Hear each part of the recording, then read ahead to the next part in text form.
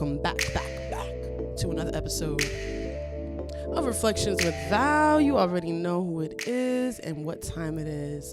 And I just want to thank you for listening and tuning in, whether you were on a walk, jog, on the way of dropping off the kids to school, who knows, but you chose to tune in and listen to Reflections, so I want to thank you. And I also want to ask, have you checked yourself today? Have you checked your emotional state? Have you had a self-reflective moment this week? And if so, please drop it in the comments. Share what you've experienced. And if a song helped you experience that, this is the platform to share that with. Give me that song that brought you out of your overthinking phase, that brought you out of your fearful state, your anger, your resentment state. I need you to just give it to me so I can provide that in the music therapy segment every single week, every Wednesday as you tune in, whether you tuned in late at night, early in the morning, in the afternoon, SoundCloud, Spotify, YouTube, subscribe. Thank you. Because, we love to do that. But yes, it's another episode of Reflections with Val, guys. And today I'm excited to talk about one of my favorite holistic healer on Instagram, as everyone knows. She's from LA. She just released a book called I believe. She released a book not too long ago. It's called Self-Healer's Circle Waitlist. She has a lot of things about self-healing, being a holistic healer, and being aware and tapping into your inner child. She just released a podcast called Self-Healer's Soundboard. She creates journals for people, future self-meditations. Join my text community. Yes, I'm loving it. And I've just been following her for the last 4 years, and she just truly sparks things inside me and just makes me also be very, very more self-aware and reflective. She makes me challenge my ego, and I love that. That's what this show's about. So one topic that I'm going to talk about in her podcast, The Holistic Psychologist, is having compassion doesn't mean becoming a doormat. And I think that's something that all of us have experienced, especially the overly compassionate individuals out there that are very empathetic, that are sympathetic, and that can literally step outside of their shoes so they can provide help for someone else's shoes. And even if it's someone that hurt them, I just feel like compassionate people tend to just still be empathetic to the person that has harmed them. And most of us would laugh and say, you're a fool, you let someone play and you still care and you still love them. But 9 times out of 10, I feel like that's commendable, because a lot of us, we feed off our resentment, we feed off our anger to rise us, and that separates us more. That doesn't prove that love still exists. So how can we demand love and peace if we're not ourselves giving that to someone that we care about, right? Quote unquote. And I just feel like a lot of us have the stigmatism in this generation. If being compassionate means being weak, being vulnerable. And vulnerability is something in this era, in this generation of social media, that a lot of us feel cringy or uncomfortable being around vulnerability, because a lot of us pose on Instagram, and not just post, but pose like we have our life together. And it's not like we pose it on purpose. Social media is a platform where we just want to show our best version of our best selves. It's just something that we want to do. We want to have that outfit that we just bought this weekend, and we want to have it on and we want to wear it. But is that outfit that you just bought this weekend a regular outfit that you would wear on a daily basis? And why can't your audience see you on a daily basis, doing your errands, going to work, coming out, going to meetings? Why are you choosing to withhold that side? People say, I don't want everybody knowing my business. I don't want people to take my ideas. No, it sounds like I'm going to be honest with you. It sounds like you're insecure, because if you were secure, you wouldn't be embarrassed or ashamed or even feeling uncomfortable showing other sides of yourself on your platform. But because everyone around you in your close-knit circle friends is showing their best selves, showing themselves on vacay, that is putting that pressure on you to also have that demand. But you are the only one applying that demand to yourself, because your insecurities and everyone's insecurities around you make you be someone that you're not, make you be adaptable, or maybe you are being yourself, but you're still trying to be this perfect image, this perfect billboard, like a billboard that I see on the highway. You're trying too much to be that billboard on the highway so you can stop attraction, instead of just authentically tapping in to what literally makes you happy and exuding that out. There's a difference. So I just wanted to talk about that, and the differences between having compassion and how vulnerability and compassion doesn't mean that you're weak, and how can we have boundaries and manage it. And she just beautifully displayed it. Having compassion doesn't mean becoming a doormat. Compassion hurt people. We all hurt people throughout our lives. I'm gonna just leave that right there. Yes, if someone is hurt, if I'm hurt and I have pain that I'm carrying in a baggage, unintentionally and intentionally, I'm gonna hurt someone. How can you unintentionally hurt someone? By projecting what you're internally battling inside and taking that out and projecting all of those emotions and spitting it out on the person that only chooses to care for you in your stage in life. The person that really cares for you in that stage in life wants you to know that you're valued, wants you to know that you're worth this change that you feel like you cannot go through with. There's a lot of people that I know that came out of addictions, whatever that addiction is, thinking that they were not going to be strong enough to release this addiction. But then they had that friend, that one friend in their group that would call them every single day and say, hey, I know you said that you're not ready, but I want you to know that I believe in you and you are ready and that you can do this.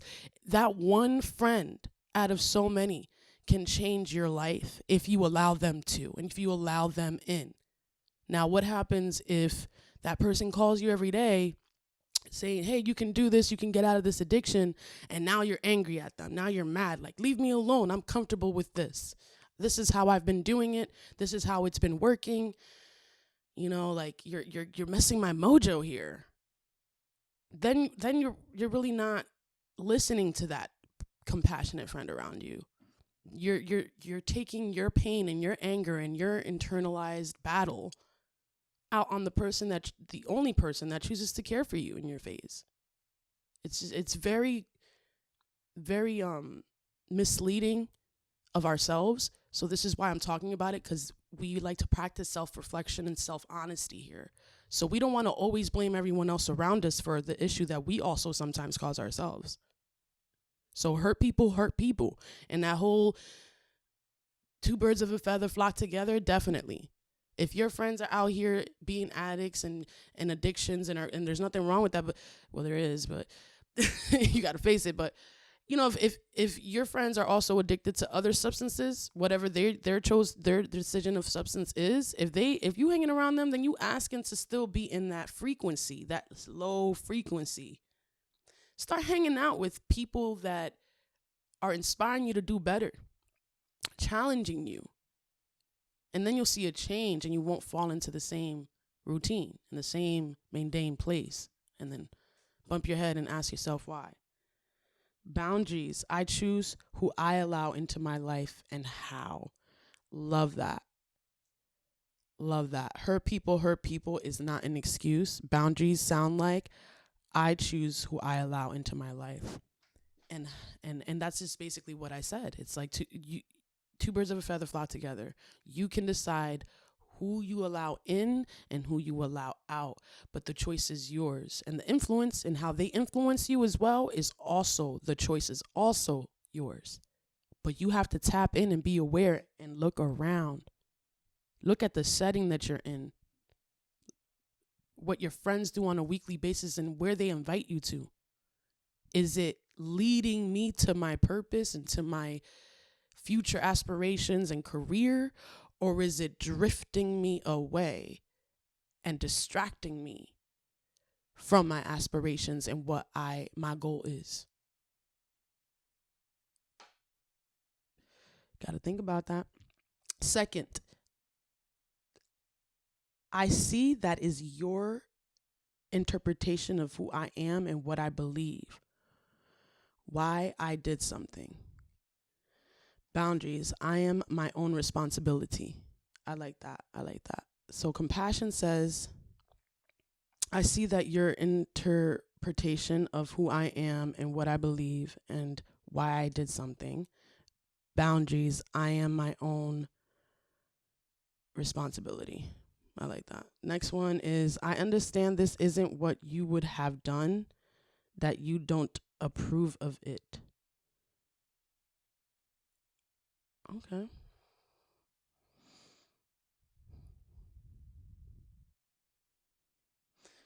That is compassion. Yeah. That means that, okay, so the whole point of this whole entire post is basically stating that this is about having compassion and also honing in onto your boundaries. So this is what having compassion sounds like, and this is what the boundary after that has to come with it. So people don't overstep on your compassionate soul. They kind of respect it. They have to respect it because you're honing your foot down and you're putting a boundary. And to be honest, this is what a lot of us should do. We should value our time and how it's spread out. That's something that I'm working on right now, which is why I wanted to read it. So yeah, this is something you would say to someone. Like, I understand this isn't what you would have done, but you don't have to approve of it. That's not being so hard on yourself. That's not being hard on the individual and letting out that frustration and anger on that person.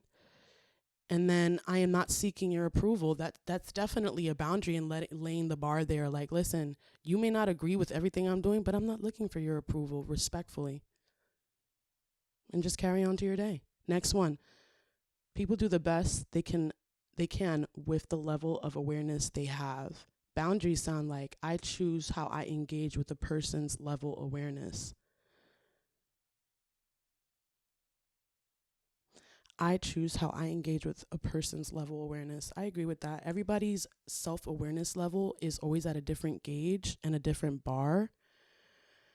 And you can't expect, and this is something that I'm working on, you can't expect people to tackle situations, problems, stress the way you would, because not everyone would tackle that stress or that issue the way you would. So this is perfect. I choose how I engage with person's level of awareness. That means if someone's not ready to talk about an issue or a level of self-reflection or self-awareness that you're already hit, it's okay to drop that conversation and have that boundary and say, it's okay, we can talk about it another time, and that's something that I'm also working on.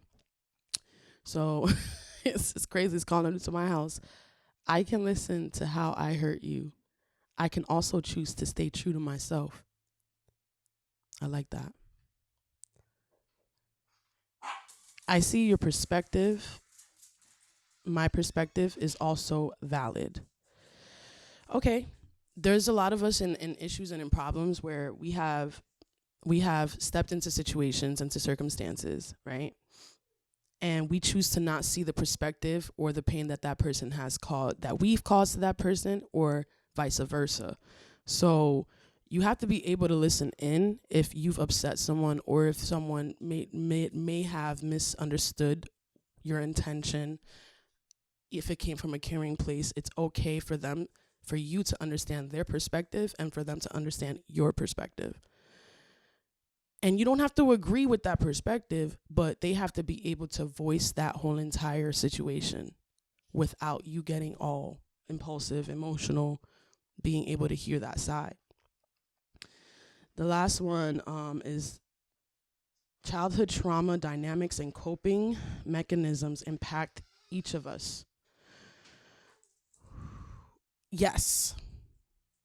I absolutely don't like when people say my childhood trauma is already behind me. I've got bygones be bygones and it's there. I don't really think a lot of us have done so if we've seeked professional help and had someone guide us along the way to help us be aware of our inner child wounds. Now, if you practice holistic healing and you studied psychology and therapy, you're in there. You're in there. Even conventional therapy, you're in there. But I still feel like we haven't fully tapped in our actual childhood traumas until we've had seek that professional help to help us be aware of how we're hurting ourselves and how we can project our childhood trauma to someone else. So it's very important. Each of us are responsible to heal and unlearn these patterns. Absolutely. It is not your friend's job to help you see that pattern. It is not it's not even your therapist's job.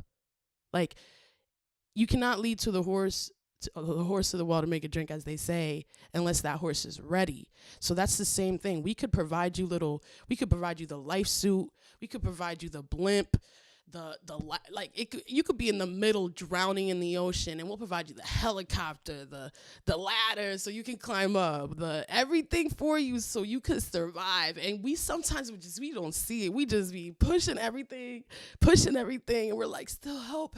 We're about to die. You know what I'm saying? And we still, so yeah, I feel like it's our job. It is our job to see, to notice, and acknowledge and tell, like, oh, there goes the life suit. There's the helicopter that's going to save my life. How is it going to happen? I don't know, but I acknowledged it, and there goes my step. I see the ladder. I need to reach, get to that process, and go through and climb out of there, right? You're not focused on anything else. And then lastly, I understand that you feel communicating is this way is effective. I choose how I communicate back to you. A lot of us have different ways of communication. Trust and believe is something that I've been dealing with. I communicate. I say that I communicate very, very well. How I feel, if I need to do an errand, if I need help from someone, if I want to do a time schedule, I feel like I communicate. I just have to understand when people around me choose to not communicate with me and understand that perspective, even though I may not sometimes. But, not everyone is going to communicate the way you communicate. So it's understanding how you can communicate better with that individual without being so offensive, inoffensive, or on the fence. You know what I'm saying? So it's just a matter of being self-aware of what your triggers are. And triggers go as deep as your childhood traumas. So it's just about being aware of that and being able to target each one so they no longer have a hold on you. And again, having compassion and having all of these feelings does not make you, and being vulnerable does not make you weak, does not make you lesser than. It makes you stronger, because what you used to be afraid about speaking used to have power over you, but now that you're speaking about it, it no longer does. So you see how that by you speaking it aloud and your trauma, you're giving yourself power. If you're not there, don't stress about it. I would say still take the time that you need to get there. But just know that I'm a DM away, message away, and that you guys can always contact me and communicate. Again, if you have any stories, songs, let me know. Let me in on it. Now, it's my favorite part of the whole entire show, right? And it's the music therapy segment. Oh, I am so excited for what I'm going to show you guys today. I have a person who came out with the song called Beautiful by his grandmother. He wrote it. I'm going to show you guys a snippet because I believe I don't have the full version. But I'm so excited to show you guys that song. It came from his heart. His name is Guns. For a long time, I called him Goons. I don't know why. Because there's another artist in Yonkers, New York that I know that his name is Goonie. So I just thought Guns, Goons, they're the same. They're not. So... But yeah, so here goes Guns. Let me just pause this.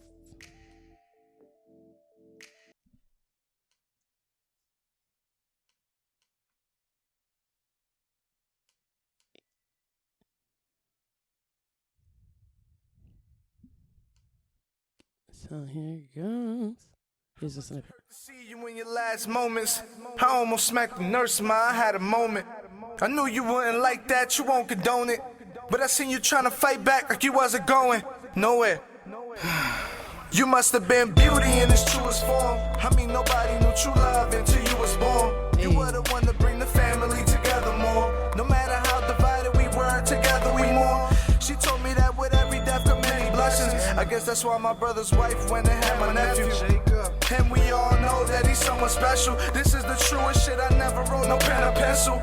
Every morning I ask you, my Benny strong, how well I? Cause you were supposed to live on and on and on forever. Don't worry about me, Maggie Rigito, cause we loving each other. And we know that you're smiling at us and you love us and bless us. But I just can't rid the pain floating inside me. Things won't be the same, I just hope that you guide me. We want you back, your presence was so godly. You used to call us your babies, you said it so proudly. Only one to understand my Spanish was you. It's like I had my own language for you.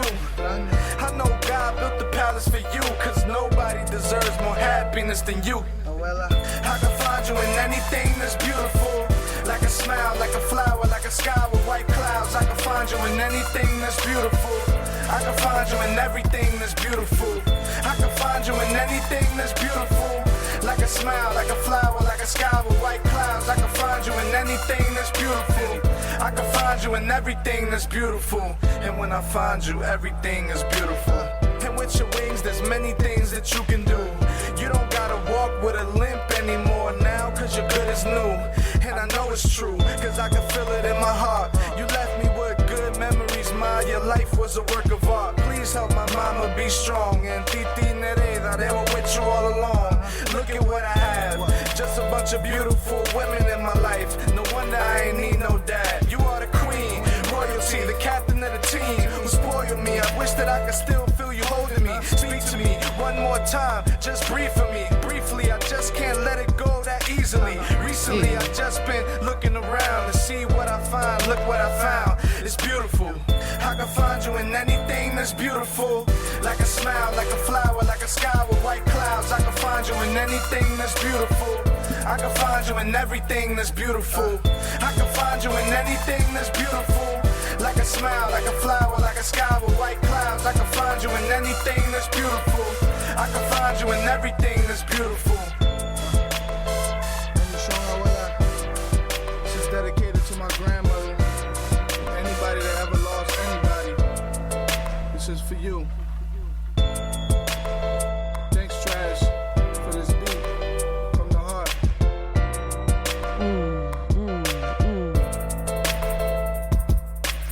I hear that. That's from Guns right there. He definitely came from the heart with that. As he said on the track, I definitely lost someone before, so I had to share it because it's not easy losing someone and then regrouping yourself to learn all that. But yeah. Thank you for that.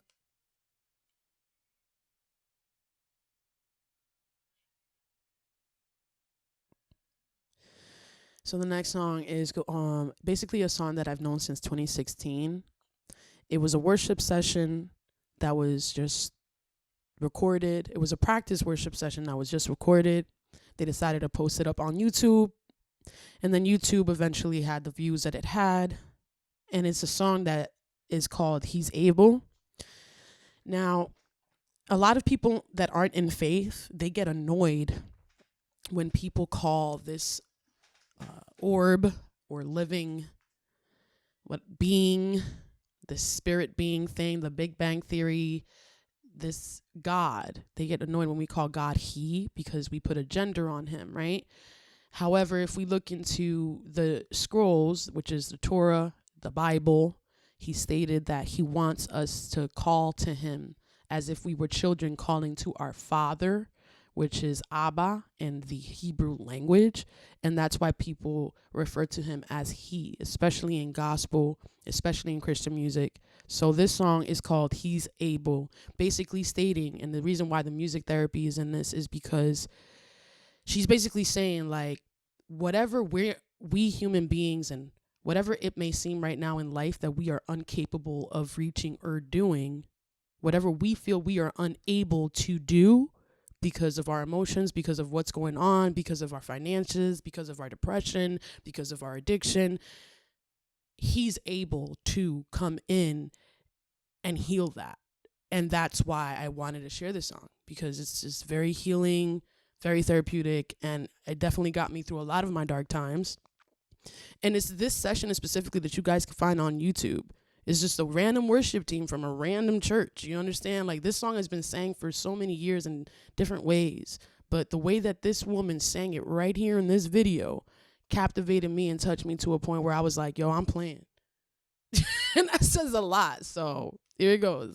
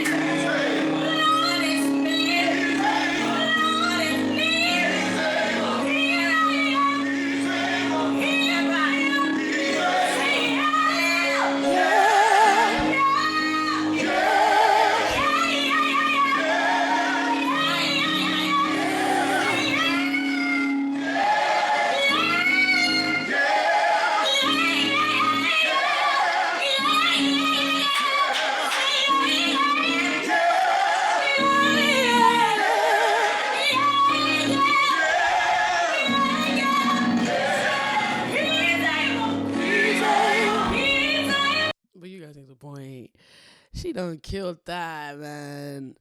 Ooh. When she said by your stripes, when she started mentioning disciples, bro, I was like, she didn't say David, and she done said Daniel. Okay. Like, she coming with purpose. She coming with some oomph. And I just had to share that. She dropped that in 2016 with her worship team. And now here we are in this 2021. What are you doing now? But, whoa. Next one. This one is going to be the last song I'm going to share with y'all. And then we're going to take it out for the night, for the day, for the afternoon, wherever you at. So this one right here is called, it's the opposite from what I just shared. It's called BITCH, which is, female dog, bitch, nigga, mad. And it's a video by a local artist in Jersey. Let me stop. And he has been someone, his name is Dante. So you guys could definitely follow him on Instagram, YouTube, and all of that jazz. I just personally love this energy and the ambiance of this song. It just gave me like the motivation to start my day. It made me just want to like not do nothing all day. It made me just want to like get up and do something with my life. I don't know. It just gave me this energy that I've been missing. Like, I'm bad bad. Like, I got this. I don't need nobody's help. Like, you know, and I love when tracks give you that kind of energy. You know, it's something that you've been needing, especially if you're like very exhausted easily and you just don't always seem to be drained and exhausted. Like, this is perfect for you. So here it goes. Without further ado, hope you guys enjoy it. Starting off.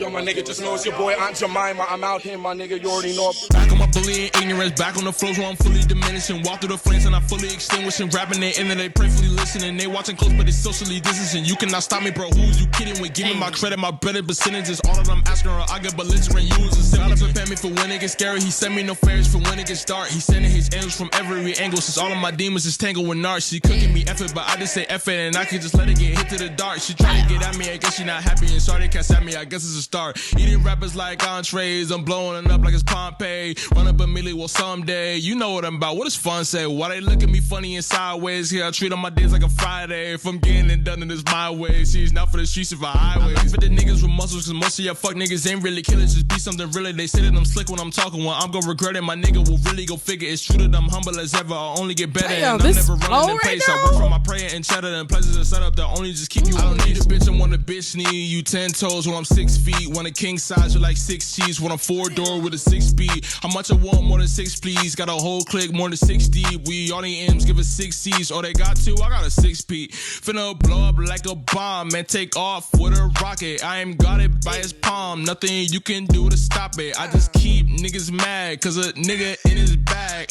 Why they tryna hate? Cause a bitch nigga mad. You a bitch nigga mad. You a bitch nigga mad. Are we tryna tell in this snitch nigga bag? I just keep niggas mad cause a nigga in his bag.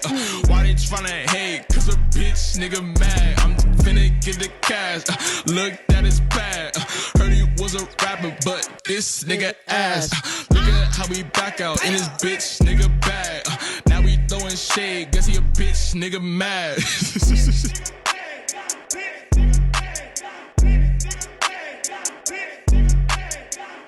You killed that. You killed that,